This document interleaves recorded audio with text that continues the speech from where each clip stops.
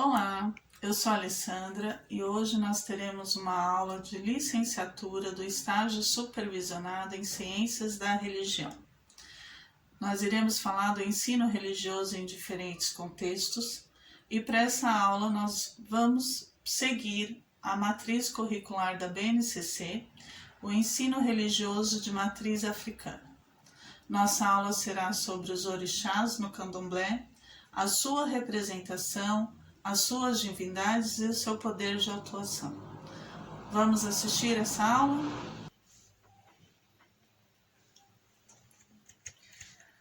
A diversidade cultural e religiosa existente em nosso país é riquíssima, de conhecimentos provenientes de povos diversos que vieram para cá como imigrantes procurando novas oportunidades. Ou, no caso da matriz africana, foi introduzida em nosso país por um povo escravizado em suas terras, que conhecemos como a diáspora africana, mas que manteve a fé e a religiosidade, apesar de toda a diversidade enfrentada. Antes de falarmos da cultura iorubá, vamos relembrar o que fala a Declaração Universal dos Direitos Humanos, em seu artigo 18. Todo ser humano tem direito à liberdade de pensamento, consciência e religião, e este direito inclui a liberdade de mudar de religião ou crença e a liberdade de manifestar essa religião ou crença pelo ensino, pela prática, pelo culto e pela observância, isolada ou coletivamente, em público ou em particular. Além da Declaração Universal dos Direitos Humanos, nós temos no país o Estado laico, que um Estado ele é laico quando promove oficialmente a separação entre Estado e religião.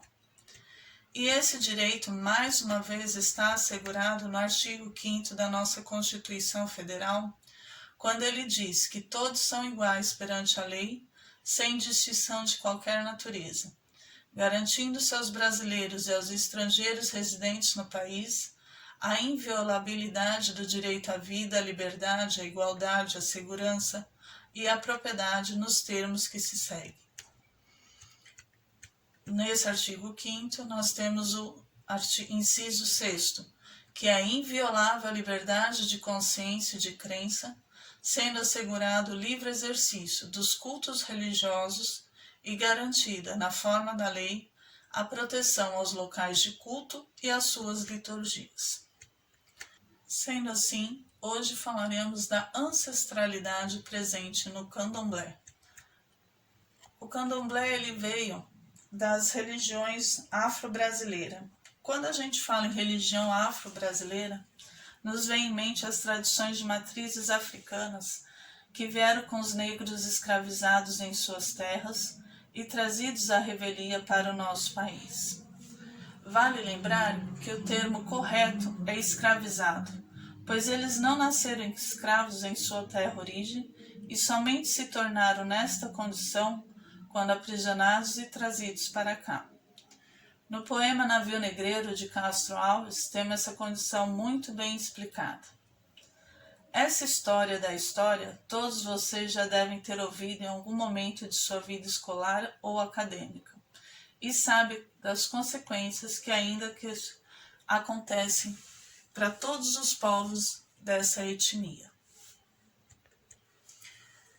E para como foi que esses povos africanos que para cá vieram se adaptaram? O que eles fizeram? Foi necessário se adaptar para cultuar.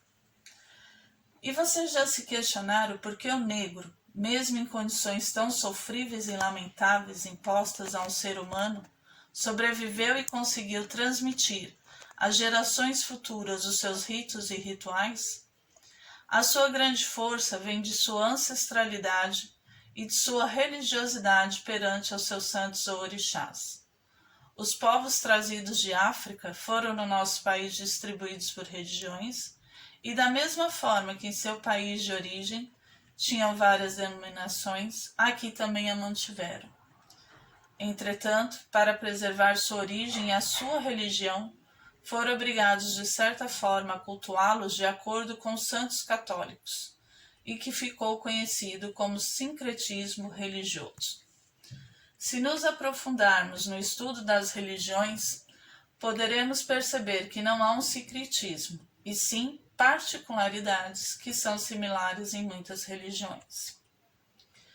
A religião Yorubá, aqui no nosso continente, tem cultos e denominações diferentes, dependendo de onde ela é praticada. Ou seja, aonde o negro chegou, aonde ficou, quais foram os povos que vieram nos navios negreiros, porque não vieram povos de um só lugar, e sim de toda a África. Esses povos trouxeram seus ritos e costumes. E onde eles desembarcaram, cada um ficou com uma religião de nome diferente, diversificado e também com algumas diferenças rituais. Sendo assim, nós temos no Rio Grande do Sul o batuque, o tambor de Minas no Maranhão, o Xangô ou Nagô em Pernambuco e na Bahia o candomblé, que também é visto no Rio de Janeiro e em São Paulo.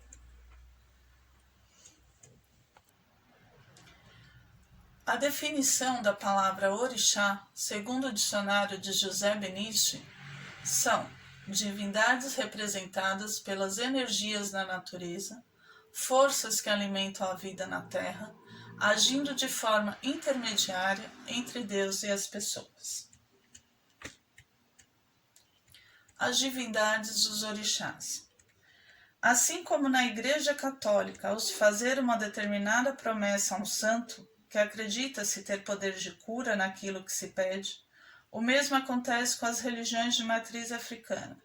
Ou seja, cada um das suas divindades possui seu lugar de atuação e cura. Como divindades dos orixás, nós temos Oxalá, Oxaguiã, Oxalufã. São chamados os orixás Funfun, são do branco.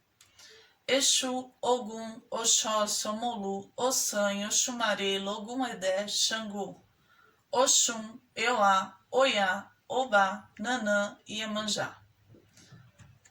E agora nós vamos aprender um pouquinho do que são esses orixás e quem cultua eles. Na religião africana nós temos os sacerdotes iorubás. O Babalorixá, Babani Orixá, que significa babá do meu pai orixá, então Babalorixá seria o pai do orixá. E o mesmo quando é Ialorixá, Iami, minha mãe, Iami Orixá, mãe de orixá. Vamos aprender então um pouquinho de cada orixá e o seu poder de atuação, a sua força. Exu. Quando falamos de Exu, que ele é o mensageiro entre Deus e os homens, nós vemos também essa correlação na mitologia grega quando se fala de Hermes, que também era o mensageiro entre os deuses e os homens, entre o Orum, o céu, e o Aie, a terra. Ogum, o senhor dos caminhos, do ferro, da coragem, das grandes batalhas. Oxóssi é o senhor da prosperidade, da fartura, da caça, o senhor das matas. Omolu é o senhor da terra, da doença, da cura. Ossan é o senhor da folha, Kosiue, Kosi orixá, sem folha não há orixá. Oxumaré é o senhor do arco-íris, da renovação. Nós não podemos esquecer também que na Bíblia é mencionado o arco-íris na aliança que Deus faz com os homens após o dilúvio, dando novamente a oportunidade da terra, dos homens permanecerem na terra, a renovação da vida. Euá é a dona da vidência, da criatividade, de tudo que é puro. Quando falamos de Euá, por ela ter essa vidência, ela é correlacionada no sincretismo com a Igreja Católica, com Santa Luzia, a santa protetora da visão. Logum-Edé é o mago caçador, é o senhor da pesca. Por ser filho de Oxum e Oxóssi, ele possui as qualidades dos dois. Reina tanto na mata, na caça, como também nos mares. Xangô é o senhor da justiça, soberano, rei dos trovões. Oxum, a senhora da fecundidade, do amor, das águas doces. Inhansã é a senhora dos raios, da tempestade, a grande guerreira, aquela que teve piedade dos mortos na batalha e pediu para que pudesse velar sobre eles. Sendo assim, se tornou a senhora dos 9 eguns, a senhora que leva as almas para o Olorum.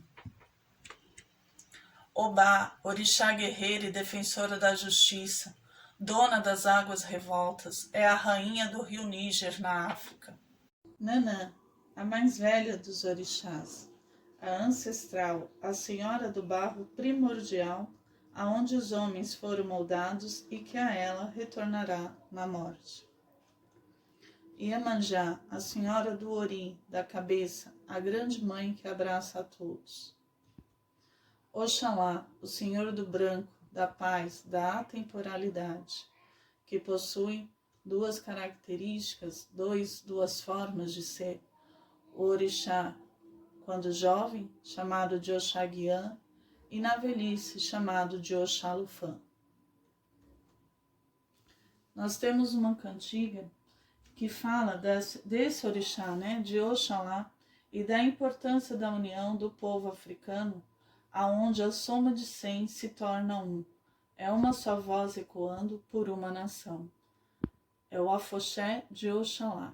Vamos ouvir?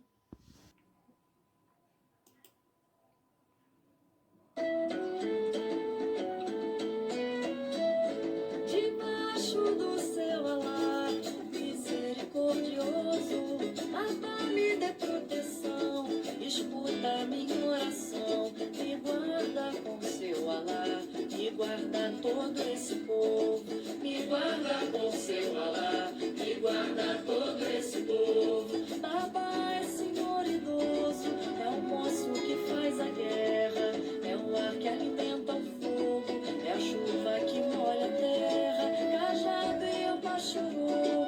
Babá, me estenda a mão, alivia minha dor, enquanto pela o pilão vai o cortejo fofo, tocando seu Ijexá.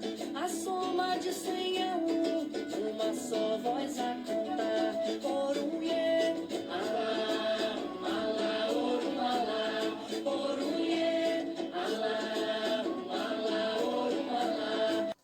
Então, quando a gente conhece a natureza de cada orixá e sua representatividade, podemos observar e compreender que as religiões de matriz africana são extremamente ligadas aos elementos da natureza, de onde provém toda a energia dos seus cultos e dos seus orixás, de onde vem todo o seu axé. E o que significa a expressão axé? Assim como no catolicismo nós temos o Amém, que é uma afirmação desejando que boas coisas aconteçam, nós temos na religião oriental o Namastê, que é eu me curvo diante da divindade dentro de você, ou a divindade que há em mim saúda a divindade que há em você. A palavra axé também significa tudo de bom, é o poder, a energia ou força presente em cada ser ou em cada coisa. É uma saudação utilizada para desejar votos de felicidade e boas energias. Então, o que podemos observar de tudo isso foi que é uma religião que possui suas características próprias, mas que para sobreviver e se manter num país novo, foi utilizada de forma sincrética, com santos existentes na religião de matriz católica. Então não podemos dizer que são a mesma coisa. Eles existem uma particularidade que os fazem similares e como tal devem ser respeitados em todas as religiões. Assim como Nanã é a senhora ancestral, Nossa Senhora Santana, a mãe de Jesus, também o é, e todas são respeitadas. Oxum com Nossa Senhora Aparecida, Omolu com São Lázaro, todos possuem Ogum com São Jorge. Então foi assim que um povo trazido, escravizado de sua terra, conseguiu sobreviver a tantas intempéries e mantendo a sua fé proveniente e que chegou até a nossa hoje, cultualmente cultuada na tradição iorubá e chamada de candomblé. Sendo assim, vamos finalizar a nossa aula ouvindo essa cantiga de Oxalá, o Senhor da Paz, e refletindo sobre quais mudanças podemos realizar em nós para que o outro não sofra com nenhuma discriminação ou seja vítima de um ato de intolerância por ser de outra cor, ter outra religião, outra forma de pensar ou agir ou outra forma de ser. Vamos terminar com a cantiga, o canto a Oxalá, onde na cultura iorubá significa pedindo a ele proteção, não só aos de matriz africana, mas sim a todo um povo, a toda uma nação. A cantiga que nós vamos ouvir, ela fala: Senhor, que faz com que tenhamos boa sorte e com que sejamos grandes. Senhor, nos dá o encantamento da boa sorte, cumprimenta os filhos. Pai, Senhor que nos dá boa sorte e nos torna grandes.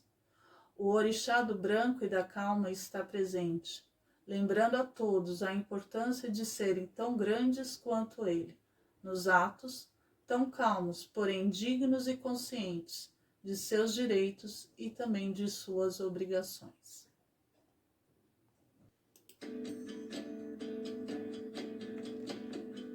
Onde